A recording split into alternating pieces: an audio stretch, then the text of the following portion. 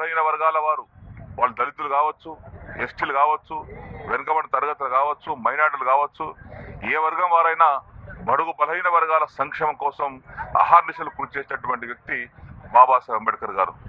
వారిని ఆదర్శంగా తీసుకొని ఈరోజు జన్మదిన పండుగ, వారి జయంతి ఉత్సవాలను ప్రభుత్వ పరంగా జరుపుకుంటా ఉన్నాం. అన్ని గ్రామాల కార్యక్రమాలు జరుగుతూ ఉన్నాయి. ఈరోజు కూడా తెలంగాణ ప్రభుత్వం కేసీఆర్ గారి నాయకత్వంలో మేము అంబేద్కర్ ఆశయాలకు అమలు చేయడానికి పూర్తి కట్టుబడి ఉన్నాం. దళితుల అభ్యున్నతి కోసం, దళితుల సంక్షేమం కోసం మా రాష్ట్ర ప్రభుత్వం అనేక కార్యక్రమాలను కూడా అమలు చేస్తూ ఉన్నాం.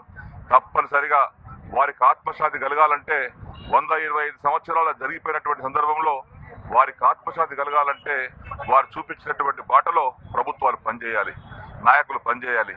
అప్పుడే వారికి ఆత్మశాంతి కలుగుతుంది. ఆ దిశలోనే కేసీఆర్ గారు, గౌరవ ముఖ్యమంత్రి గారు అనేక సంక్షేమ కార్యక్రమాలను దళితులకు కేటాయిస్తా ఉన్నారు. ఈ అంబేద్కర్ ఆశయాలకు అనుగుణంగా రాష్ట్ర ప్రభుత్వం పనిచేస్తుంది, పనిచేసి తీరుతుంది, పేదరికాన్ని నిర్మూలిస్తుంది.